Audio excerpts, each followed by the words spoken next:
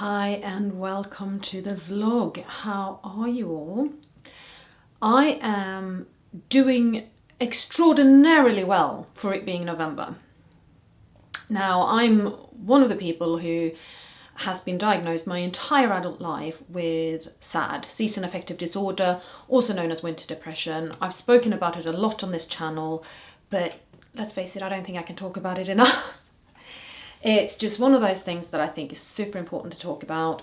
If you have one form of depression, I nearly said depressive disorder there, and then I didn't like how that sounded. But if you are prone to depression, then you're more likely to get depression for other reasons. So for example, if you have winter depression, you're more likely to go through another depressive period that is unrelated to the seasons, or you are more likely to get depression-like symptoms in, for example, perimenopause, which is another thing that I talk about a lot. So, and I mean, I very much feel this. So winter depression, I've had my entire adult life. I have gone through periods of depression that are unrelated to the seasons, and depression and anxiety were definitely two big symptoms of my perimenopause that I really noticed and really felt. And I think one of the reasons I'm doing so remarkably well with my winter depression this year is because I am managing and treating my perimenopause.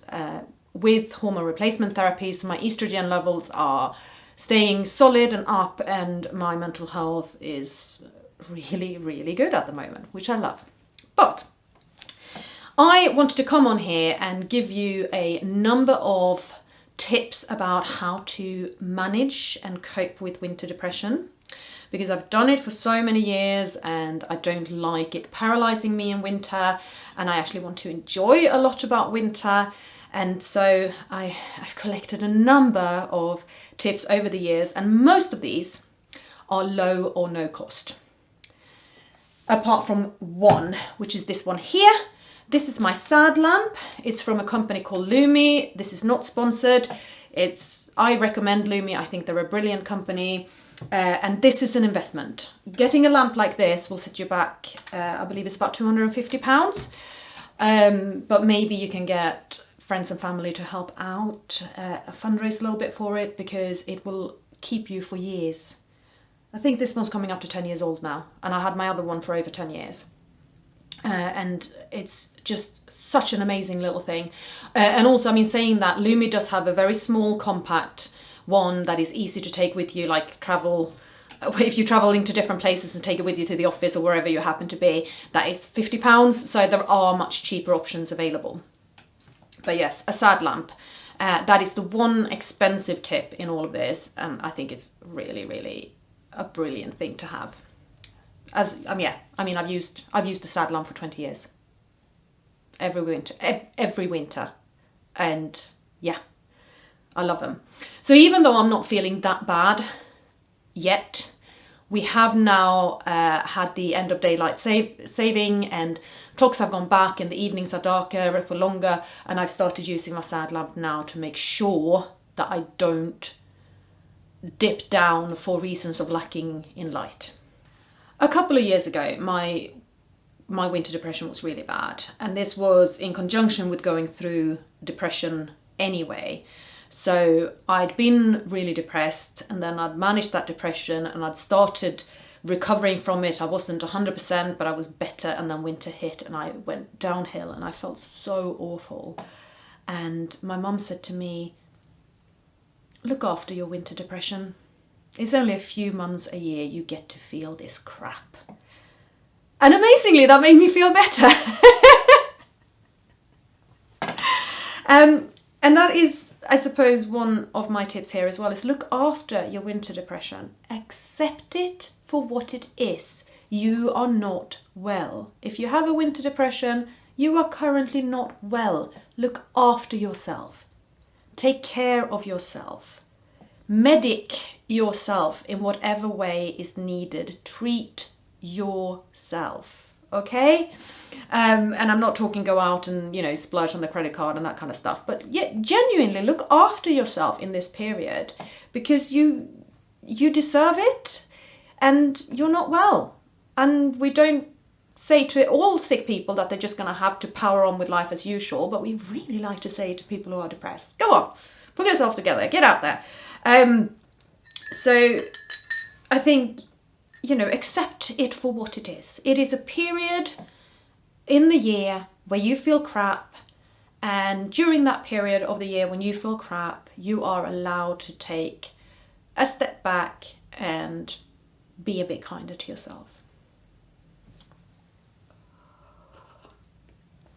And so I always say, I say this in all of my videos about mental health, it's downsize your expectations. What is it that currently can give? What can you do less of? And do less of it. For me, cleaning and tidying went out the window when I was feeling really bad. And I've got to be honest, I am still now, actually I am only now, starting to reclaim my home from that period of depression I had a couple of years ago.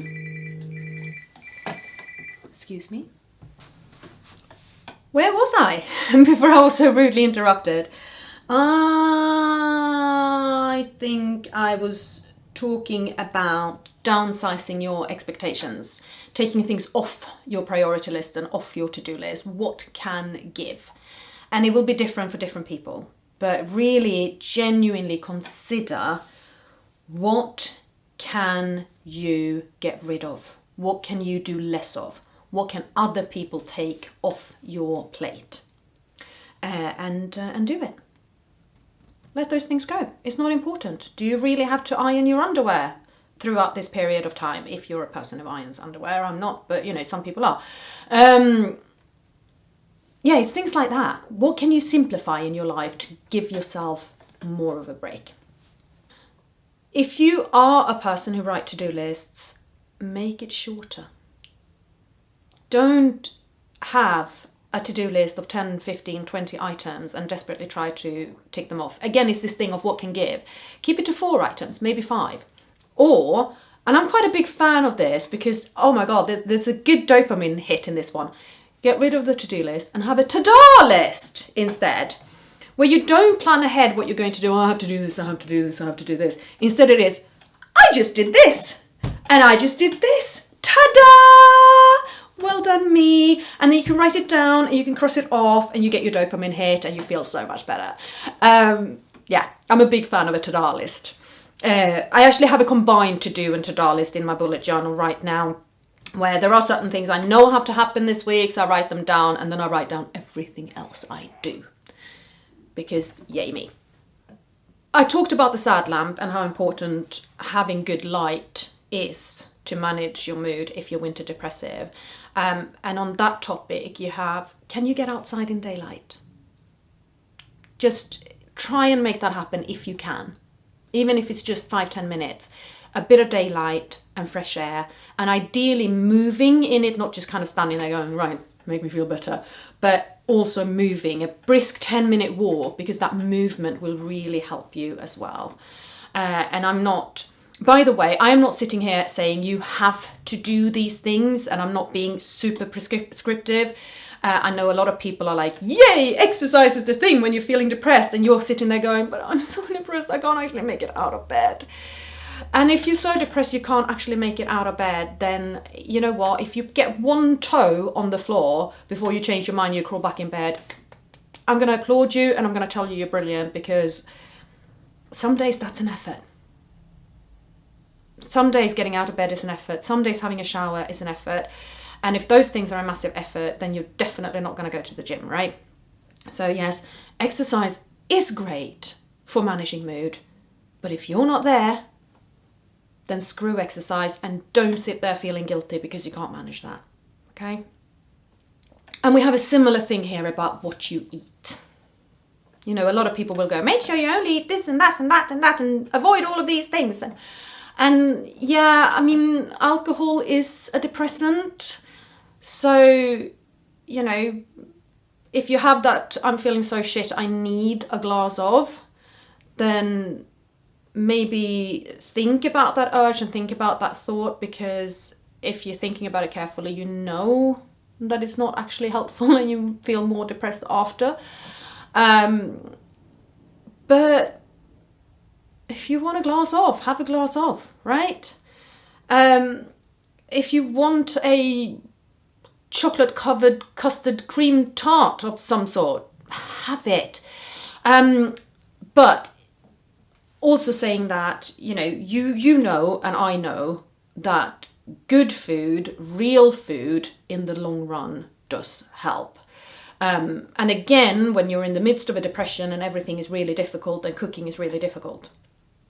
So if you are at a place where you have the mental energy to, where you have capacity, where you have resources, meal plan and batch cook.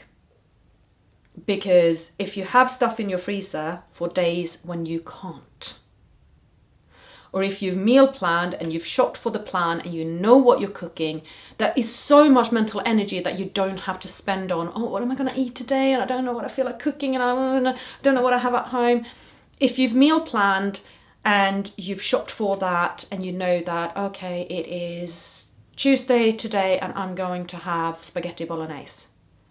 And then you just make that spaghetti bolognese because the plan is already there. Do you see what I mean? And that takes so much less mental energy than having to come up with something when you're not feeling for it. Or, yes, you've made a meal plan, but you've also batch cooked, so you have reserves in the freezer, and there is a day when you can't even face to cook for the meal plan, and there's something in the freezer to just heat up. And those are really, really good tools that I've used a lot in the past, and I still use a lot now. Just the other day I made the biggest pot of bolognese ever, and I've now have bolognese in the freezer for days when I can't be asked. And I definitely do have those days. And also that way, you have solid, nutritious, good food available for you, right? I don't think, a period of depression, I really don't think is the time to go, right, I'm going to calorie count and I'm going to cut sugar and I'm going to be super good. Because you're just giving yourself so much more to cope with than you already have. And then things just become even more difficult. So, if you spend the time when you're depressed kind of going, you know what, I'm just going to look after me and my depression right now. And then I can worry about other things when I feel better. I'm all for that. I'm okay with that. You're allowed to do that. Okay? And also, if we're talking about good food and nutrition, I personally believe in multivitamins. I know a lot of people don't, but I think a good solid multivitamin is a good idea. And I also think that if you know or suspect that you might be deficient in other things, looking that up, having a blood test, and seeing if there are any specific nutrients that you are lacking in and supplement for them, I think it's a brilliant idea. Women are often a little bit anemic because, we bleed once a month, roughly, depending on what your cycle is like. And so boosting your iron is probably really quite helpful. If you're a vegetarian, boosting your B12 is really useful. Magnesium is a good mood stabilizer, but look into, because there are different kinds of magnesium and they do different things. Also, if antidepressants is what you need right now, then take antidepressants. Right? If that is what you need to get out of a really bad patch, use it. It's there for a reason. And if you can get good therapy, good luck, use it. It's there for a reason. And there are other mood stabilizers available in alternative medicine. And if you're interested in them, you can look them up, you can do research. I'm going to say that they all comes with do's and don'ts, and reasons to be cautious, or, certain contraindications. But you have St. John's wort, you have lemon balm, you have various ones that give you energy. I love aroma oils. I love having things that smell good around me, and certain aroma oils are believed to help lift your mood as well, like orange, for example. Yesterday I burnt orange and lavender just to calm us all down in the evening. It was just so lovely. You are also allowed to take a mental health day. Okay? You are allowed to binge watch a show. You're allowed a nap. Actually, that is something I think should be on top of everybody's to-do list when they're going through depression, is every day rest. Should be top priority of the day. You're allowed to cry. You're allowed to be upset. You're allowed to have down days. You're also, when you're depressed, allowed to have days when you're feeling better than you have done previous days. Other things that I use to manage my mood. I'm a big fan of gratitude journaling. So every day, write down a few positive things from that day. And I also believe that the smaller these are, the better. And I think it's a way for me to be mindful. Very often on my gratitude journal is that first sip of coffee. Just in the morning, I make my morning coffee, and then I take a moment and I pause and I hold the mug and I feel the warmth. I close my eyes and I breathe it in, and then I take that first sip. And it's like, I just make that a little micro moment of mindfulness that I think is just so beautiful. Very small things can be a part of your gratitude journal, and I think it's important that you allow yourself to see the positive in the small things, that you're not always looking for something really huge and big and world-changing to be grateful for, because if you do that, I think you set yourself up for failure. I am a huge fan of guided meditations. And there is a YouTuber called Michael Seeley who does guided meditations that I've used for years now. I love him. I think with guided meditations, if you don't like the voice, you are not going to benefit from it. And I like his voice. I get on with it. There are others that I've had recommended by people and I've listened to them. I've gone, no, I cannot do what this person is saying. I cannot follow this along. So look around, but I will link a Michael Seeley video here, and you can go and check him out. If you like him, great. If you don't like him, just search guided meditation and you're gonna have so much to try out. And I hope you find one that you like. And if you have one you like, then put in the comment field below so I can go and check them out and see if I like them too. I think it can be helpful to limit social media. It is very easy when you're depressed to start the comparison game. And this person is happier than me, and this person is doing better than me, and this person has a cleaner house than I am, and this person is succeeding at everything, and I'm just a failure. So yeah, limit social media. And other things you can do that will be helpful. Can you create a safe space in your house? A little corner in your house where you just feel so comfortable. I have one in my bedroom. My bed is one of those. I really like my bed. And so curling up on my bed with a cup of tea and a book, and the cat jumps up and she lies on my stomach, and I really like that. And another area in my home, which I haven't used in a long time, but that's because Elin's been here a lot. So when Elin is here, my front room is Elin's bedroom. But otherwise I have an armchair with a giant sheepskin. And I love that place. Particularly when it's decorated for Christmas and the Christmas tree is right next to it. And I just, it's so hygge.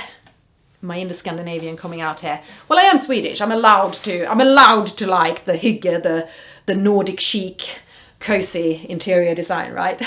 It's in my blood. As is the IKEA gene. I can build IKEA furniture so well. Can you create something? Can you draw a picture? Can you sit and do a diamond art thing? Can you do some colouring in? You know, the mindfulness colouring in. What else can you create? We are approaching December. Can you make some Christmas cards or Christmas decorations or something like that? You know, can you just spend some time where you're not productive for the sake of being productive, but instead you're just being creative and you're doing something you like? And finally, I'd encourage you to think about your support network. I feel like I can't speak today.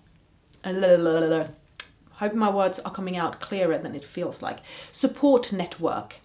You know, who are the people around you and how helpful that's not the right word. But yeah, let's go with helpful. How helpful are they for your mental stability?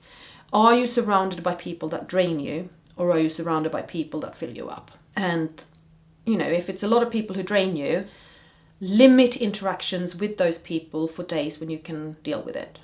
You know, I'm not saying cut all your friends off and don't respond to somebody in need, and just look at who are the people that actually help you feel better?